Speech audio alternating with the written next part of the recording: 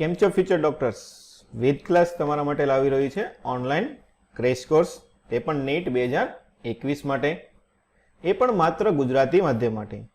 જે વિદ્યાર્થી મિત્રો વેદ ક્લાસમાં નવા છે તેના માટે જણાવી દઉં કે વેદ ક્લાસ અત્યારે 200થી પણ વધારે સ્કૂલ અને 10,000 પણ વિદ્યાર્થીઓ યુઝ કરી રહ્યા છે.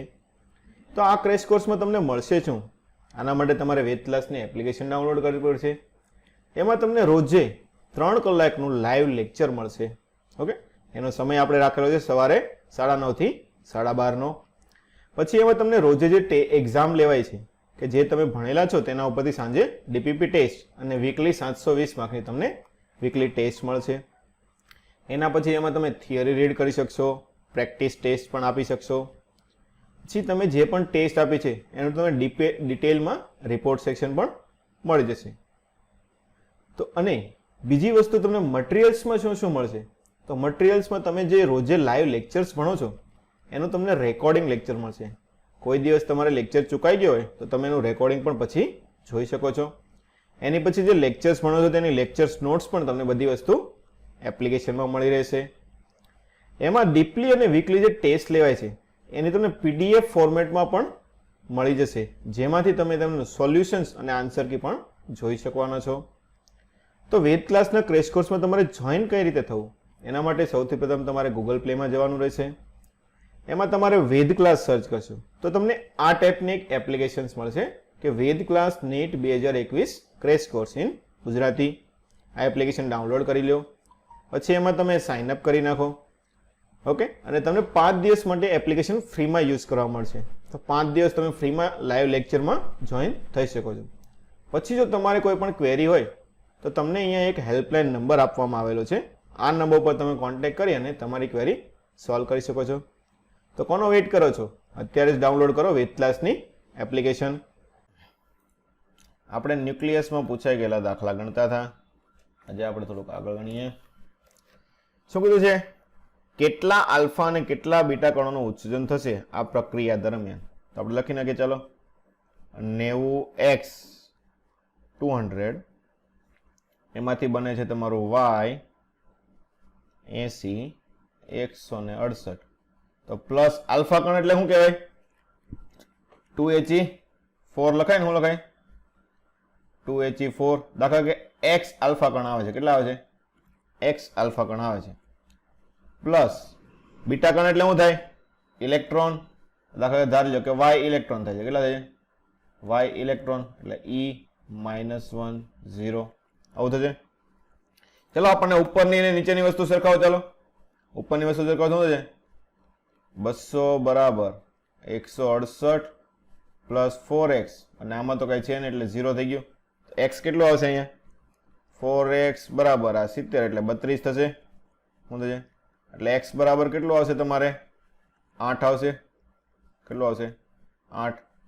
ચાલો હવે નીચેની વસ્તુ સરખાવો. ચાલો, તો 90 બરાબર 80 પ્લસ 2x માઇનસ y.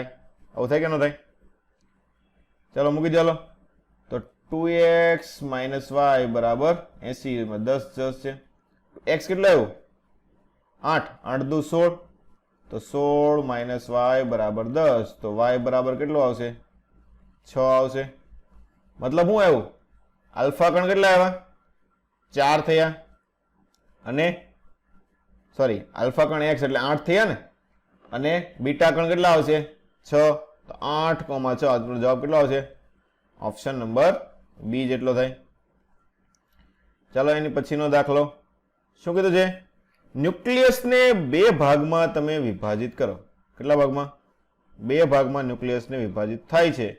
તો વેગનો ગુણોત્તર તમને 2 જેમ 1 આપ્યો હતો, ત્રિજ્યાનો ગુણોત્તર તમારે ગોતવાનો છે. આપણને ખબર છે ન્યુક્લિયસનું વિભાજન થાય શરૂઆતમાં સ્થિર હોય તો કયો નિયમ લાગે? વેગમાન સંરક્ષણ લાગે ને. શું લાગે? વેગમાન સંરક્ષણ એટલે શું થાય? mv બરાબર અચળ. ચલો mv અચળ આવ્યું તો આપણને ખબર છે દળને શું લખાય તમારે? ઘનતા ઇન્ટુ કદ. ન્યુક્લિયસ આપણે ગોળો ધારીએ છીએ એટલે શું લખાય? m into 4/3 πr³ into v બરાબર અચળ. તો જો હવે તમને વેગ અને ત્રિજ્યા વચ્ચેનો સંબંધ મળી ગયો કે ન મળી ગયો? શું થશે? આર ક્યુબ ચલે છે 1/v અથવા તો આર ચલે છે 1/v ની 1/3 ચલો વેગનો ગુણોત્તર 2:1 હોય તો ત્રિજ્યાનો ગુણોત્તર r ડેશ બાય r શું થાય v ડેશ ની 1/3 એટલે તમારો જવાબ કેટલો આવશે 1/2 ની 1/3 એટલે ઓપ્શન નંબર બી થશે. ચાલો એની પછીનો દાખલો જોઈએ આપણે. નીચેનામાંથી કોની વિભેદન શક્તિ વધારે હોય? બોલો વિભેદન શક્તિ કોની વધારે હોય? ગામા કિરણની. ગામા કિરણની કેવી હોય છે? સૌથી વધારે હોય એટલે જવાબ આવશે ગામા કિરણ. ચલો ન્યુક્લિયર રિએક્ટરમાં મોડરેટર તરીકે કયું વપરાય? બોલો આ બધું આપણે થિયરીમાં ભણી ગયા. ભારે પાણી વપરાશે. કઈ વસ્તુ વપરાય? ભારે પાણી વપરાશે. ચાલો એની પછી પ્રક્રિયા વાળો પાછો આવ્યો. શું છે? NXM માંથી એક આલ્ફા કણ અને બે બીટા કણનું ઉત્સર્જન કરવાનું છે. એટલે અહીંયા તમારો કોઈ વાય કણ બનતો હશે, એમાં એક આલ્ફા કણ એટલે શું આવશે? 2He4. શું આવશે? 2He4. એટલે આને આપણે શું કહીએ છીએ? આલ્ફા પ્લસ બે બીટા કણ એટલે 2 ટાઈમ્સ ઇલેક્ટ્રોન -1 આવશે. આવું થશે તમારો. આ કયો કણ થાય? બીટા કણ. ચલો મૂકો, હાલો નીચેનું સરખાવો તો જો દળમાં કેટલો થશે? 2 અને 2 આ તો ઉડી ગયું. તો દળમાં કઈ ફેરફાર આવશે? બોલો નહીં આવે ને. સોરી, દળમાં શું પરમાણુ ક્રમાંક નીચે કઈ ફેરફાર આવશે નહીં. ઉપર દળમાં જો આનો તો કઈ દળ આવવાનું નથી એટલે એ તો નીકળી ગયું. તો ખાલી 4 દળ ઓછું કરવાનું થશે. 4 દળ ઓછું કરે તો શું આવશે ઉપર? m-4. તો તમારો જવાબ કેટલો આવશે?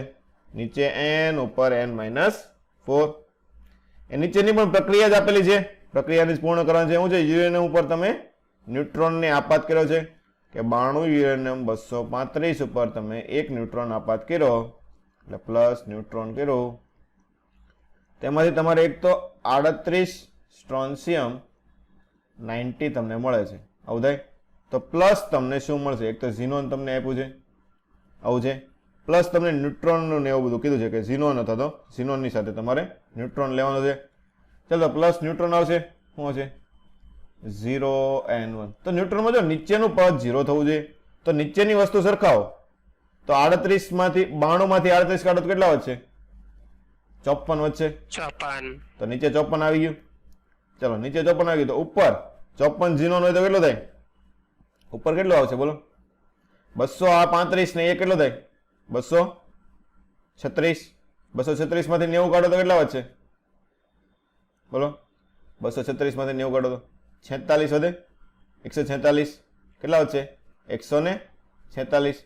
તમારે ન્યુટ્રોન પણ લાવવાના છે તો તમે ઓપ્શન પ્રમાણે જોજો છો. આ કેટલો આવશે? 143 ને 3 ન્યુટ્રોનનું તમારે ઉત્સર્જન થશે. કેમ કે 142 પોસિબલ નથી, 145 પોસિબલ નથી. 142 કરો તો તમારે 1 ન્યુટ્રોન પોસિબલ નથી. તો પોસિબિલિટી ખાલી કઈ આવશે? આ જ આવશે કે નહીં? ઓપ્શન નંબર એ. ખબર પડી બધાને? ચાલો હવે બે તમને સમસ્થાનિક ભેગા આપેલા હોય, એના ઉપરનો અણુભાર તમને 10.81 આપેલો છે બોરોનનો. એમાં બે આઇસોટોપ તમને આપેલા છે, 5 બોરોન 12 અને 5 બોરોન 11.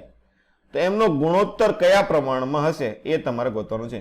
આપણને ખબર છે, આપણે શું લખીએ છીએ? કુલ અણુભાર બરાબર m1x1 એટલે 10x m2 x2 તો m2 11. દાખલા તરીકે આ તમારે આ x% હોય તો આ કેટલો હોય? 100 - x% થશે કે નહીં? ખબર પડી કે નહીં? છેદમાં કુલ 100%. ચલો આની સામે બદલી જાઓ. 1081 બરાબર 10x પ્લસ 1100 માઇનસ 11x. આના પરથી x બરાબર કેટલો આવશે તમારે બોલો? જો 1081 શું છે? 11 શું આવશે? 1100 19 આવશે ને? કેટલા વધશે? 19 વધશે. x બરાબર 19. x કોનું લીધું હતું તમે? 10 બોરોનનું લીધું હતું. કોનું લીધું? 10 બોરોન દળ વાળું. તો 5 બોરોન 10 આ કેટલું આવશે તમારે? x બરાબર 19. તો 5 બોરોન 11 કેટલું આવશે બોલો? 100 - x થાય ને? કેટલું લીધું આપણે? 100 - x. તો 100 - 19 એટલે કેટલું આવશે અહીંયા? 81 થશે. ચાલો બંનેનો ગુણોત્તર કરી નાખો. તો બંનેનો ગુણોત્તર કેટલો આવશે બોલો? 5b10 ભાગ્યા 5b11 આ કેટલો થાય? 19/81. જવાબ તમારો આવશે 19/81 ના પ્રમાણમાં હશે. ચાલો એની પછી પી અને ક્યુ રેડિયો એક્ટિવ તત્વનો અર્ધ આયુષ્ય સમય 20 અને 40 મિનિટ છે. અલગ અલગ આપેલો છે. બંને પરમાણુની સંખ્યા શરૂઆતમાં કેવી છે? સરખી છે. તો 80 મિનિટ પછી બંને પરમાણુની સંખ્યાનો ગુણોત્તર કેટલો થાય? તો નજીકનું હોય ને એટલે તમારે ડાયરેક્ટ ગણિત લેવાનું, અડધું અડધું કરતો જાય, જેટલા મિનિટ હોય ને કરતો જવાનું. પી ક્યુ દાખલા ટી ઇઝ ઇક્વલ ટુ 0 સમય બંને સરખા છે એટલે ટી ઇઝ ઇક્વલ ટુ 0 સમય દાખલા કે n0 લઈ લો. કેટલા લઈ લો? n0. ચાલો તો આપણે કેટલા મિનિટ પછી ગોતવાનું છે? 80 મિનિટ ગોતવાનું છે. તો જો આમાં મિનિમમ કેટલું છે? 20 મિનિટ છે ને, તો 20 મિનિટના ગેપ લઈએ કે આપણે શું કરીએ? 20 મિનિટના ગેપ લઈએ. તો ચાલો 20 મિનિટ પછી આનું કેટલું થાય? પીનું બોલો. n0/2. પછી પાછી 20 મિનિટ પછી n0/4 એટલે 40 મિનિટ થઈ. પાછી 20 મિનિટ એટલે 60 મિનિટ એટલે n0/8. પાછી 20 મિનિટ એટલે 80 મિનિટ. તો અહીંયા n0 બાય કેટલો થશે? 16 થશે. આના માટે આ ટી બરાબર કેટલું આવ્યું? 80 આવ્યું ને. હવે અહીંયા ગણો તો n0 અહીંયા કેટલું થાય? 40 મિનિટ થઈ જાય ને, તો આમાં 2 જ વખત આવશે, અડધું થશે. અહીંયા n0/2 ને અહીંયા કેટલું આવશે? n0/4. તો અહીંયા કેટલું થઈ ગયું? ટી બરાબર 80 મિનિટ થઈ ગયું ને. ખબર પડી બધાને? જો નજીકનું મૂલ્ય એટલે આ રીતે ગણવું તો તમારે ઓકે 2 છે પછી 4 આવી ગયું. હવે ચાલો ગુણોત્તર ગોતવાનું છે. શું ગોતવાનું છે? ગુણોત્તર. તો p/q કરાવો. p કેટલો આવશે? n0/16 અને q કેટલો આવશે? n0/4. તો n0 ગયા 4 4 ભાગ આવશે. જવાબ તમારો કેટલો આવશે? 1/4 એટલે મૂલ્યમાં આપ્યું છે એટલે 0.25 થશે. કેટલું થશે? 0.25. ચાલો એની પછી આલ્ફા કણ. આલ્ફા કણ કયો કહેવાય? બોલો. હિલિયમનો ન્યુક્લિયસ. હિલિયમનો ન્યુક્લિયસ કહેવાય છે. હવે ન્યુક્લિયસ માંથી એક આલ્ફા કણ નીકળે અને 2 બીટા કણનું ઉત્સર્જન થાય. તો આલ્ફા શું લખાય? 2He4 અને બીટા શું લખાશે? -1E0. ચાલો તો આલ્ફા કણ અને બીટા કણ તો પરમાણુ દળ કોમાં ઘટે? ખાલી બોલો. આલ્ફા કણમાં ઘટે ને, બીટાના કારણે પરમાણુ દળ ઘટે? ન ઘટે ને. તો એક આલ્ફા કણ છે તો દળ કેટલું ઘટ્યું હશે? બોલો. 4 ઘટે ને. શું થાય? દળમાં 4 નો ઘટાડો થશે.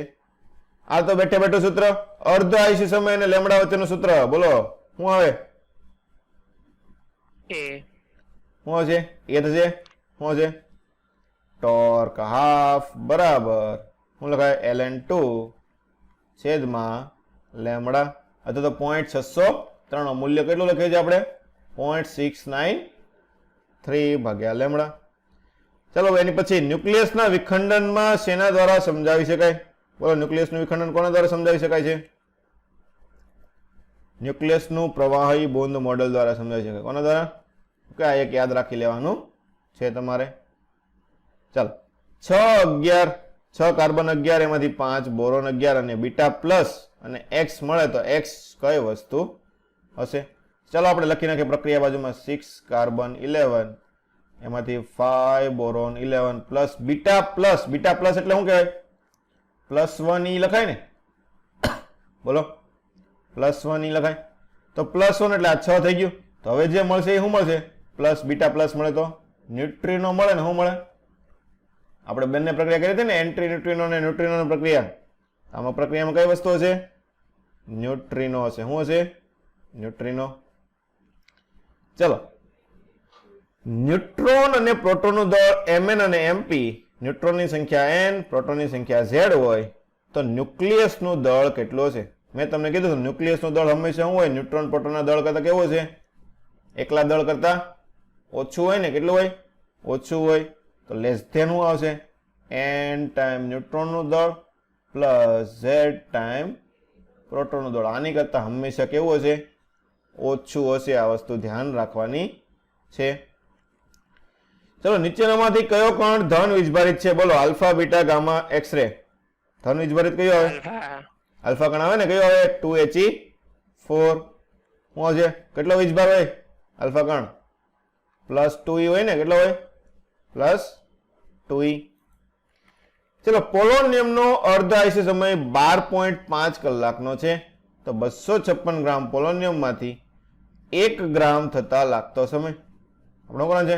દળના સ્વરૂપમાં આપ્યો તો સૂત્ર તો એનું જ રહે ને. મેં તમને કીધું હતું ને, દળ આપ્યો કે સંખ્યા આપી, બંનેમાં સૂત્ર કેવા રહેશે?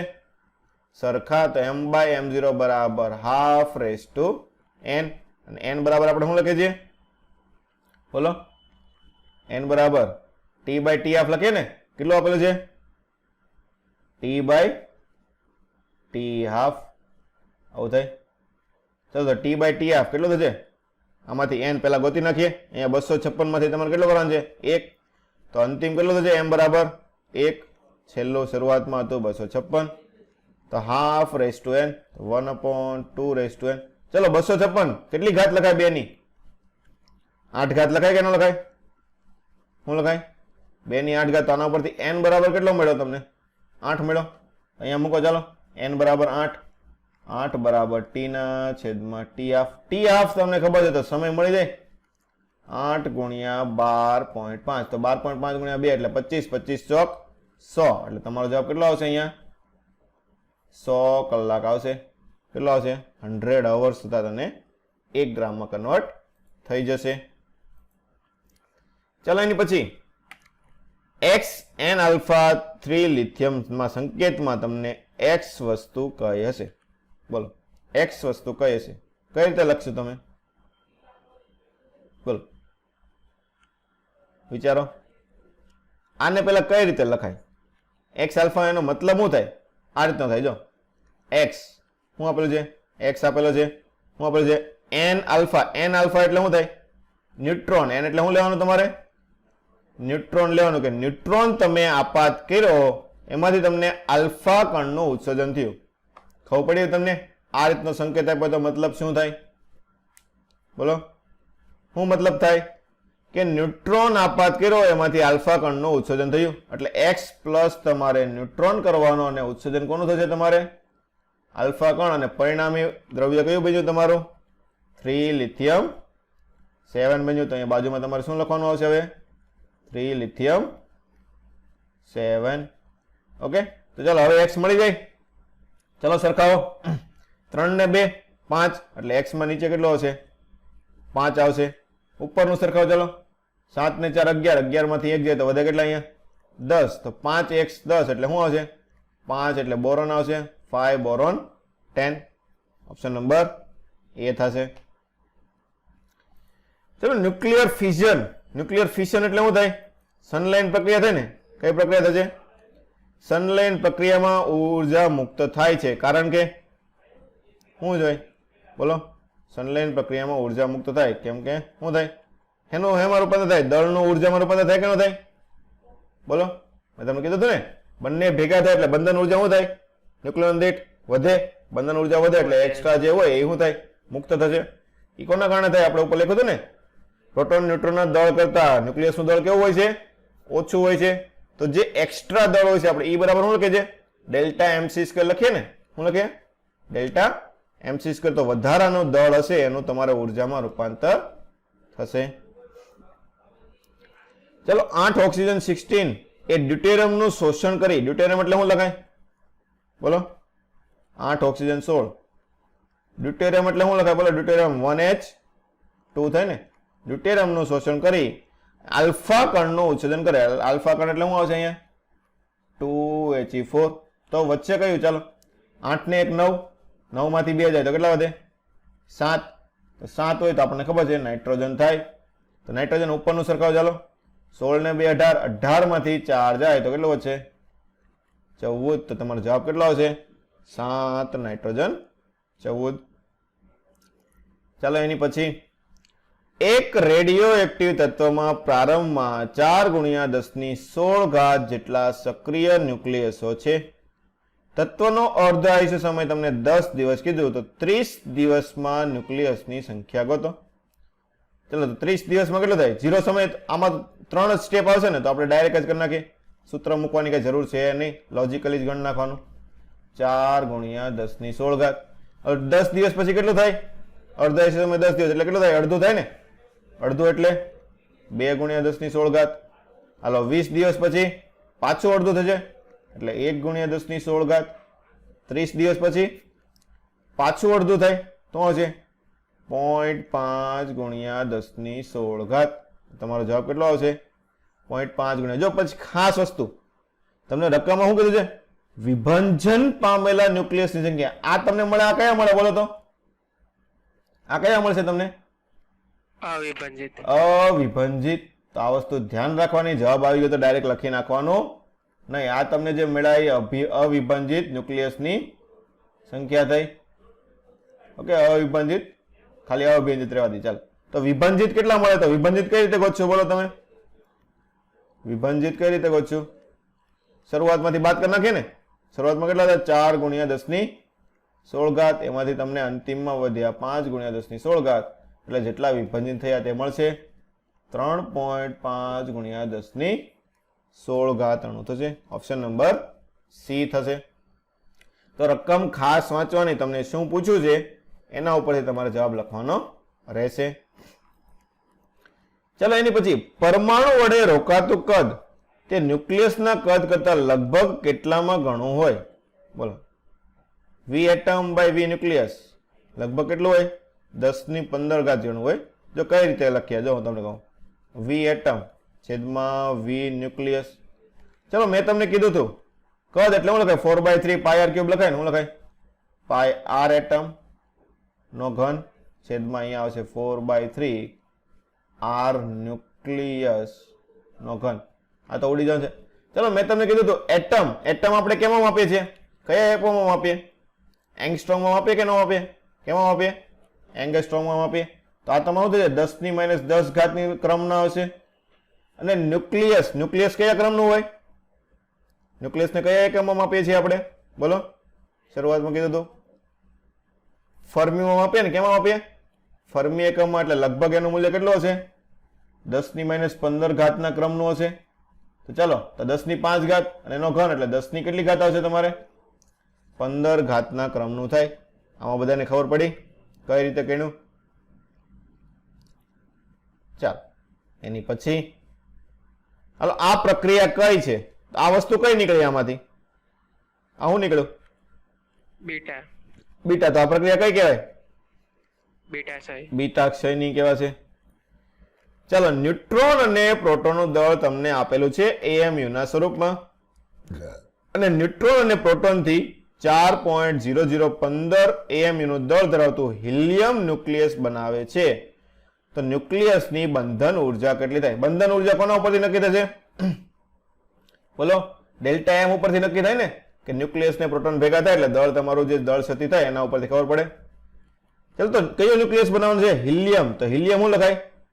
2He4. તો કેટલી વખત આવશે? 4 દળ આવશે. તો એમાં 2 પ્રોટોન 2 ન્યુટ્રોન થશે. શું છે? 2 પ્રોટોન પ્લસ 2 ન્યુટ્રોનનું દળ તમને ખબર છે વધારે હોય ન્યુક્લિયસ કરતા, અને -m of He. ચાલો લખો. 2 પ્રોટોન એટલે 2 ગુણ્યા 1.0073 પ્લસ ન્યુટ્રોન 1.0087 માઇનસ હિલિયમનું તમને આપી દીધું ડાયરેક્ટ 4.0015. આની બાદબાકી કરશે તો તમારે 0.0305 AMU જેટલું આવે. આપણને ખબર છે 1 AMU હોય તો કેટલા મેગા ઇલેક્ટ્રોન વોલ્ટ ઉર્જા હોય? બોલો. બંધન ઉર્જા કેટલી થશે? 931.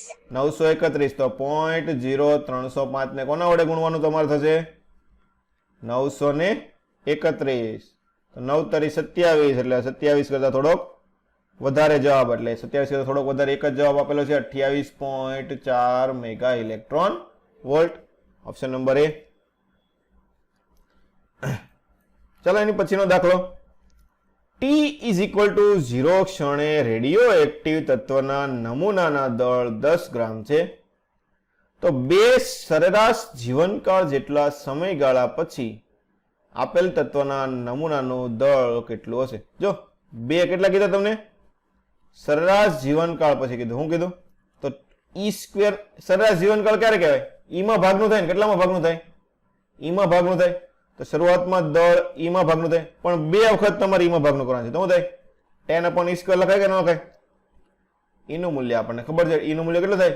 2.718 નો વર્ગ. તો એટલે 2 એટલે 3 ની નજીકનું થાય એટલે 9 એટલે 1 ની સમથિંગ આવશે. 1 નો સમથિંગ નો એક જ જવાબ છે તમારે 1.35 ગ્રામ. ખબર પડી કે નહીં? સહેલામાં સહેલી રીતે કરી નાખ્યું આપણે ડાયરેક્ટ મૂલ્ય મૂકીને. ચલો, ન્યુક્લિયસનો પરમાણુ દળાંક શું થાય બોલો?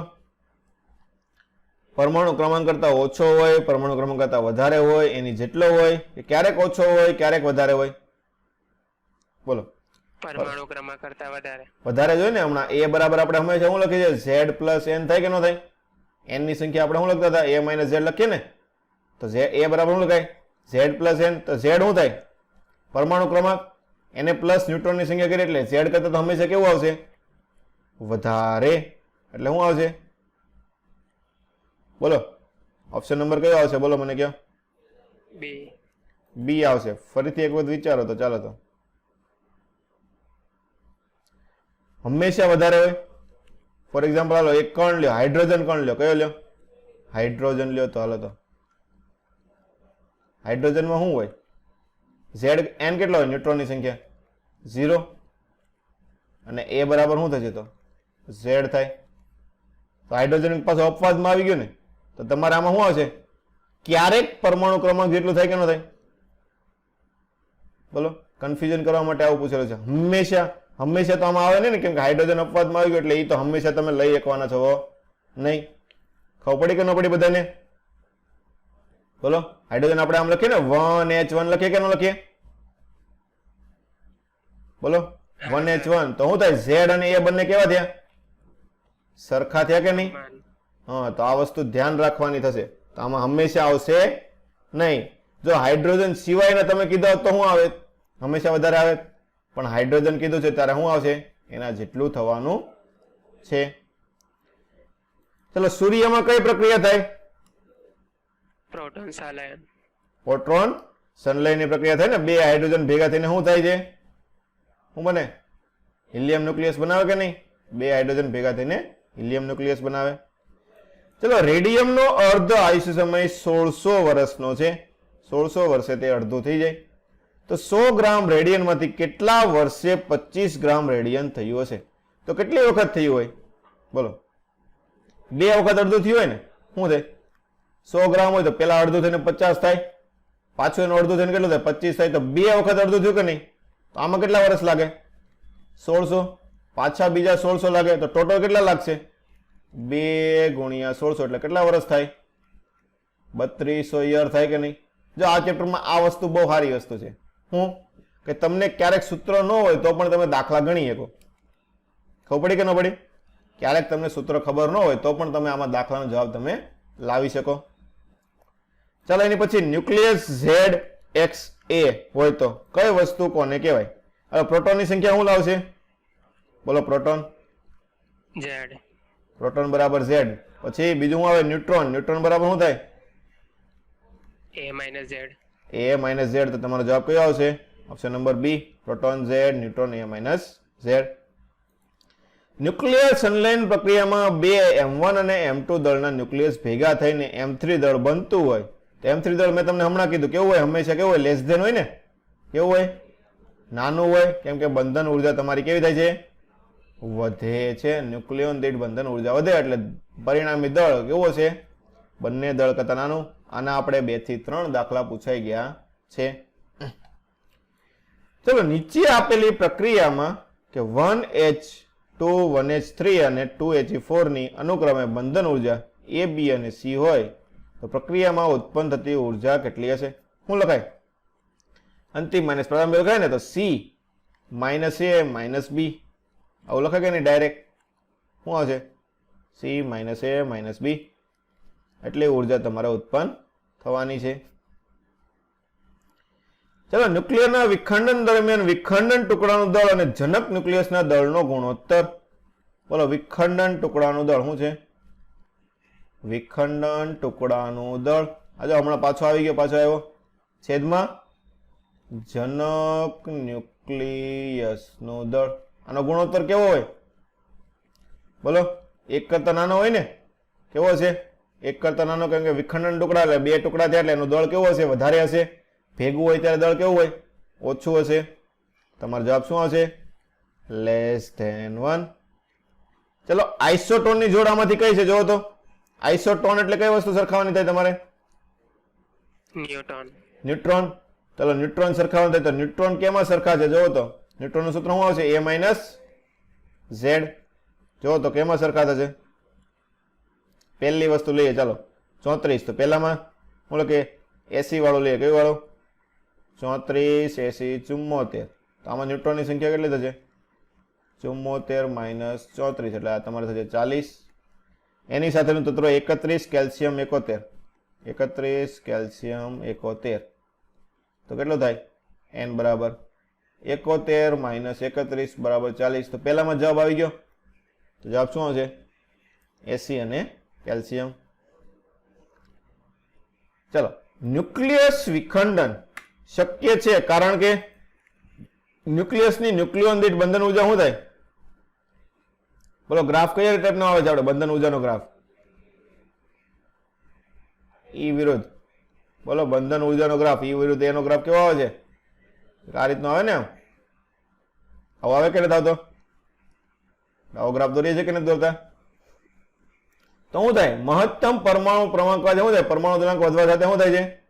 ઘટે કે ન ઘટે? બોલો અહીંયા પરમાણુ ક્રમાંક વધે તો ન્યુક્લિયોન દીઠ બંધન ઉર્જા શું થશે? ઘટવાની છે. એટલે તમારો જવાબ કયો આવશે? બોલો એબીસીડી માંથી ડી આવે ને કે મહત્તમ પરમાણુ ક્રમાંક સાથે પરમાણુ દળાંક વધતા શું થાય છે? બંધન ઉર્જા ઘટે. અહીંયા કયું તત્વ આવશે બોલો તો? ટોપ ઉપર આયન. આયન આવે ને. શું આવશે? Fe56. શું આવશે? Fe56. બાકી Fe56 કરતા તો વધારે તત્વો આગળ આવે છે કે નહીં? તો વધારે તત્વો આગળ આવે એટલે મહત્તમ ભાગના કેવા આવશે? બંધન ઉર્જા કેવી આવશે? આની ઓછી આવવાની છે તમારે. ચાલો એની પછી ડ્યુટેરોનની બંધન ઉર્જા તમને 2.2 આપેલી હોય, હિલિયમ 2He4 ની બંધન ઉર્જા 28 હોય તો તમારે Q નું મૂલ્ય કેટલું હશે? ચાલો આપણે ડાયરેક્ટ લખીએ કે નહીં? શું થાય? અંતિમ માઇનસ પ્રારંભિક. અંતિમ કેટલી છે? 28 માઇનસ શરૂઆતમાં આ બંનેની કેટલી થાય? 2 છે ને. એક ડ્યુટેરોનની કેટલી છે? 2.2 આપી તો બંને 2 ની કેટલી થશે? 2 ગુણ્યા 2.2 તો 28 માઇનસ 4.4 તો આ તમારે થશે 23.6 મેગા ઇલેક્ટ્રોન વોલ્ટ. ચાલો પછી radio active તત્વની T1 activity T1 સમય R1 અને T2 સમયે R2 હોય તો લેમ્બડા ક્ષય નિયતાંક હોય તો કયું સૂત્ર તમારે સાચું પડશે? આપણને ખબર છે R બરાબર આપણે શું લખીએ છીએ? એક્ટિવિટીનું સૂત્ર R0 e power minus lambda T લખીએ. ચલો તો R1 અને R2 લખો. ચાલો R1 બરાબર શું લખાય? R0 e power minus lambda હચો અને T1 સમય છે. બીજા R2 માટે શું લખાય હવે? R0 e power minus lambda અહીંયા T2. ચલો બંનેનો ગુણોત્તર કરી લો તો જ તમને સંબંધ મળશે એકબીજાનો. ચલો કરો તો R0 ઉડી જાય તો R1 બાય R2 બરાબર e પાવર માઇનસ અને ઉપર જાય ને તો શું થઈ જાય? પ્લસ થઈ જાય. તો minus lambda T1 plus lambda T2 આને લખાશે e પાવર. તમને માઇનસના સ્વરૂપમાં આપ્યું છે કે પ્લસના સ્વરૂપમાં આપ્યું? માઇનસના સ્વરૂપમાં આપેલું છે. ચાલો તો minus lambda T2 minus T1 ખબર પડી બધાને? તો છે R1 બરાબર R2 e power minus lambda T2 minus T1 થશે. તમારો જવાબ આવશે ઓપ્શન નંબર બી જેટલો થાય. ચાલો એની પછી જો જી એટલે શું થાય? જર્મેનિયમ થાય કે ગેલિયમ થાય? બોલો તો. જર્મેનિયમ. જર્મેનિયમ ધ્યાન રાખવાનું. જર્મેનિયમના ન્યુક્લિયસની ત્રિજ્યા 4b9 કરતા કેવી છે? બમણી છે. તો જર્મેનિયમનો ન્યુક્લિયસનો પરમાણુ દ્રવ્યાંક ગોતવાનો છે. ચાલો આપણને ખબર છે દળ અને ત્રિજ્યા વચ્ચેનો સંબંધ R બરાબર R ચલે છે. શું આવે? અથવા તો R બરાબર ડાયરેક્ટ આખું સૂત્ર લખે તો R0 એ પાવર 1/3 લખે કે નહીં? આવું થાય. ચલો તો બંનેનો ગુણોત્તર કરી દો. R જર્મેનિયમ છેદમાં R બેરિલિયમ કેટલું આપેલું છે તમને? એ આનો વીજભાર કેટલો આપેલો છે તમને?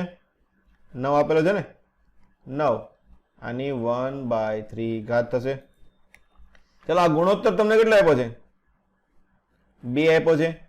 તો 2 બરાબર a/9 આની 1/3 ઘાત. ચલો બંને બાજુ ઘન કરી નાખો. શું કરી નાખો? ઘન કરી નાખો તો a બરાબર શું થશે? 2 નો ઘન 8 અને 9, 8 9 72. તમારો જવાબ કેટલો આવશે? 72 આવશે. ચાલો એની પછીનો દાખલો. ઋણ બીટા ઉત્સર્જન દરમિયાન શું થાય બોલો? Negative beta, beta minus. શું થાય? બીટા માઇનસ કહેવાય કોને? બોલો. ઇલેક્ટ્રોન કહેવાય ને. શું કહેવાય? બીટા માઇનસ કોને કહેવાય? ઇલેક્ટ્રોન કહેવાય કે ને? -1 E0. તો શું કહેવાય એને બોલો? ઓપ્શન વાંચો બધાય. શું જવાબ આવશે? આ થાય ને ન્યુટ્રોનનું વિભાજન થઈને બનેલા ઇલેક્ટ્રોનનું ઉત્સર્જન. કોનું ઉત્સર્જન થશે? ઇલેક્ટ્રોનનું ઉત્સર્જન આપણે ક્યારે કરીએ છીએ? ન્યુટ્રોનનું ઉત્સર્જન કરીએ, ન્યુટ્રોનનું વિભાજન કરીએ ને. શું મળે? ન્યુટ્રિનો મળે કે નહીં? એ સમય દરમિયાન આવે ત્યારે આપણે એને શું કહીએ છીએ? ઋણ બીટા કહીએ છીએ. હાલો, એલ્યુમિનિયમની ત્રિજ્યા તમને આપેલી છે 3.6, તો ટેલિરિયમની ત્રિજ્યા તમારે ગોતવાની છે. આપણે જો બંને માટે a આપી દીધો, ત્રિજ્યા અને a વચ્ચેનો સંબંધ r ચલે છે એની 1/3 ઘાત. ચાલો મૂકો હાલો બંને માટે. તો આના માટે છે તમારે 3.6 ત્રિજ્યા છે, બીજી તમારે r of t ગોતવાની છે. પહેલા માટે તમને અણુ દળ આપેલું છે 27, બીજા માટે આપેલું છે 125, એની 1/3 ઘાત. તો આ 3 નો ઘન થશે અને ઓલો 5 નો ઘન થાય. તો RT બરાબર શું થશે? 3.6 ગુણ્યા 5 ભાગ્યા 3, તો આ 12 થશે. 1.2 12 × 5 = 60. એટલે તમારો જવાબ કેટલો આવશે? 6 ફર્મી. ઓપ્શન નંબર ડી જેટલું થાય. ચલો પછી કોઈ એક ZXM ન્યુક્લિયસમાં MAZ વડે દર્શાવવામાં આવે છે. તો જો MP અને MN હોય અનુક્રમે પ્રોટોન અને ન્યુટ્રોનના દળ હોય તો આ ન્યુક્લિયસની બંધન ઉર્જા, આપણે દાખલા પણ ગણી લીધા છે. બોલો બંધન ઉર્જાનું સૂત્ર શું થાય? બંધન ઉર્જા BE. શું લખીએ? પ્રોટોનનું દળ, ન્યુટ્રોનનું દળ માઇનસ ન્યુક્લિયસનું દળ ઇન્ટુ ડેલ્ટા M થઈ ગયું ને. શું લખાય? ડેલ્ટા MC² લખાય. શું લખાય? Delta MC². તો ડેલ્ટા M શું થાય? પ્રોટોન ન્યુટ્રોનનું દળ વધારે હોય એમાંથી તમે ન્યુક્લિયસનું દળ બાદ કરો એટલે એ તમને શું આવશે? દળ ક્ષતિ આવશે. ચલો તો મૂકો પ્રોટોનનું દળ, તો ZMP. ન્યુટ્રોનની સંખ્યા, ન્યુટ્રોનનું દળ, પણ તમને A અને Z સ્વરૂપમાં આપ્યું તો ન્યુટ્રોનની સંખ્યા શું લખાય? A - Z લખાશે. ચાલો એ મૂકો. A - Z ઇન્ટુ ન્યુટ્રોનનું દળ માઇનસ ન્યુક્લિયસનું દળ તમને કેટલું આપ્યું છે? MAZ. તો MA, Z ઇન્ટુ C². આવું થાય. ખબર પડી બધાને?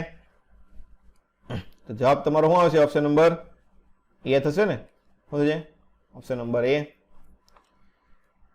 ચાલો, સમાન ન્યુક્લિયસ ધરાવતા બે તત્વો A અને B ના ક્ષય નિયતાંક 5 લેમ્બડા અને લેમ્બડા હોય તો કેટલા સમય પછી ન્યુક્લિયસનો ગુણોત્તર તમારે 1/E² જેટલો થાય? તો n નું સૂત્ર આપણને ખબર છે. n નું સૂત્ર શું હોય છે? N0e⁻ λt. આવું લખીએ. ચાલો તો Na લખો. તો Na બરાબર સમાન ન્યુક્લિયસની સંખ્યા આપેલી છે પહેલા. N0 સમાન લખીએ e⁻ -5 λt. આવું થાય. અને બીજા માટે કેટલું આવશે તમારે? Nb બરાબર N0e⁻ ખાલી લેમ્બડા આપેલું છે તો λt. ચલો બંનેનો ગુણોત્તર તમને કેટલો આપેલો છે? 1/E² જેટલો આપેલો છે. તો બંનેનો ગુણોત્તર અહીંયા લખી દો. 1/E². N0 ઉડી જાય તો E ની -5 λt અને માઇનસ ઉપર જાય તો પ્લસ λt. તો શું આવશે અહીંયા? -4 λt. આવું લખાય. અથવા તો આને શું લખાય? 1/E ની 4 λt ઘાત થાય. તો ચાલો તો 4 λt બરાબર શું લખાય? 2. તો t બરાબર શું લખાય? 2/t ગોતો છે ને 4 લેમ્બડા. તો 1/2 લેમ્બડા થાય. શું થાય? 1/2 લેમ્બડા. ઓપ્શન નંબર સી જેટલું થશે. ચાલો એની પછીનો દાખલો જોઈએ આપણે હવે. શું કીધું છે? સમાન ન્યુક્લિયસ ધરાવતા બે તત્વો A અને B ના ક્ષય નિયતાંક. આ તો પાછો રિપીટ થયો એવું લાગે ને? હા રિપીટ થયો ને. શું થયો? નહીં. જો આ વખતે સંખ્યા કેટલી કરવાની છે તમારે? 1/E ગુણોત્તર કરવાનો છે. કેટલો કરવાનો છે? 1/E ઉપરનામાં કેટલું હતું? 1/e² હતો તો બધાને આવડશે? બોલો. હા સર. સેમ ટુ સેમ ઉપરનો દાખલો તો ઓલા કરતા ડબલ એટલે આમાં શું આવશે? 1/4 લેમડા આવે ને, કેટલો આવશે? 1/4 લેમડા જેટલો થશે. બેઠે બેઠો દાખલો પૂછાઈ ગયો પાછો. ચાલો, તો પ્રોટોન અને ન્યુટ્રોનનું દળ mp અને mn હોય, સંખ્યા તમને ન્યુક્લિયસનું દળ કેપિટલ M આપેલું હોય, તો બંધન ઉર્જા b હોય, તો ન્યુક્લિયસનું દળ m, n કેટલું થશે? ઓકે, એક જ મિનિટ હો. ચાલો આ બધા ટ્રાય કરો. આપણે ઉપર ગણી ગયો છે ને, ટ્રાય કરો ચાલો બધા. હું લખીએ બંધન ઉર્જાનું સૂત્ર તમને યાદ છે ને? હું લખતા હતા આપણે ઉપર હમણાં લખી રહ્યા ને. શું થાય બંધન ઉર્જાનું સૂત્ર? b બરાબર પ્રોટોનની દળ પ્લસ ન્યુટ્રોનનું દળ માઇનસ ન્યુક્લિયસનું દળ થશે. તો પ્રોટોનનું દળ શું લખાય?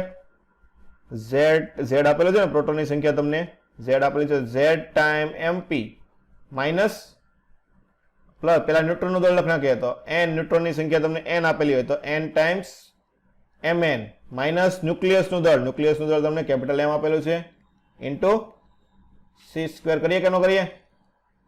હવે લખીએ ને b બરાબર શું લખીએ? Delta mc². પણ તમને જો હવે ન્યુક્લિયસનું દળ ગોતવાનું કીધું છે mnz, અહીંયા આપણે mnz આપેલું છે તો mnz જ લખીએ. હું લખીએ nn, z ઇન્ટુ c². તો આને કરતા બનાવો તો શું આવશે બોલો? mn, z તો b ભાગ્યા c², આવું થાય ને, અને એને આ બદલાવાનું થાય તો zmp plus nmn minus b ભાગ્યા c² વાળો જવાબ આવશે. તો ઓપ્શન નંબર કયો થશે? સી થાય. કયો થશે? Option number C. ચાલો તેની પછીનો દાખલો શું કીધું છે? બે ન્યુક્લિયસનો પરમાણુ દળાંકનો ગુણોત્તર 1:3 હોય તો તેમની ઘનતાનો ગુણોત્તર કેટલો થાય? ચાલો મેં તમને કીધું તો ન્યુક્લિયસની ઘનતા કેવી હોય? રો બરાબર અચળ હોય ને, ન્યુક્લિયસની ઘનતા બદલાય નહીં. તો ઘનતા અચળ હોય એનો મતલબ ગુણોત્તર કેટલો થાય? 1:1. ઘનતા તમને ગુણોત્તર હંમેશા 1:1 જ મળશે. ચલો આમાં ઉત્સર્જિત કણો કયા કયા છે? ચાલો આપણે લખી નાખીએ પ્રક્રિયા. ZXA આમાંથી તમારે બન્યું Z+1 YA. એમાં કઈ ફરક નથી. Z માં +1 થયું. Z માં +1 ક્યારે થાય? કયો કોણ આવ્યો છે? પ્રોજેક્ટોન. બીટા થાય ને? કયો થશે? બીટા થાય કે નહીં? +0 -E1 થાય કે ન થાય? -E0 થાય તો જ તમારે આ વસ્તુ થવાની છે. ચલો એની પછીની બીજી પ્રક્રિયા શું થશે આમાંથી? હવે તમારી પાસે આ પ્રક્રિયા થઈ. આની પછી આમાંથી શું બને છે તમારે? Z-1 Ka -4. તો આવું ક્યારે થાય? દળમાં 4 નો ઘટાડો. આપણને ખબર છે એક જ વખત થાય. ક્યારે થાય? કઈ વસ્તુ આવી હોય? આલ્ફા કણ. એટલે કે શું આવશે? 2He. અહીંયા જગ્યા નથી એટલે આપણે થોડુંક આ રીતે લખ નાખીએ 2He4. એટલે અહીંયા આપણે પેલા આરો લખતા જઈએ કે આ કણ કયો છે? બીટા કણ છે. આ કણ કયો છે? આલ્ફા કણ છે. ચલો આલ્ફા કણ થઈ ગયો. હવે ચાલો આને આપણે આ બાજુ લખી નાખીએ ફરીથી. શું આવશે? Z-1 Ka -4 પ્લસ 2He4 થયેલું છે. હવે આમાંથી તમારે શું થયેલું છે? Z-1 Ka -4. કઈ ફરક પડ્યો? ન પડ્યો ને? કઈ ફરક ન પડે તો કયું કણ હશે? ગામા હશે. તો તમારો જવાબ કયો આવશે? પેલો બીટા, પછી આલ્ફા, પછી ગામા. તો beta alpha gamma. Option number B જેટલું થાય કે ન થાય? ચાલો, કોઈ એક રેડિયોએક્ટિવ તત્વના 2 વખત બીટા કણનું ઉત્સર્જન કરવાનું છે, બીટા માઇનસ, અને 1 વખત આલ્ફા કણનું ઉત્સર્જન થાય તો જનક ન્યુક્લિયસનો કેવો બનશે? આઇસોટોપ, આઇસોમર કેવો બનશે? તો કોઈ પણ એક લઈ જાઓ. આપણે નોર્મલ લઈએ તો આપણે શું લખીએ? ZXA લઈએ. ચાલો આમાંથી શું કરવાનું છે? X Y કણ બને. 2 વખત બીટા માઇનસ એટલે 2 વખત શું આવશે?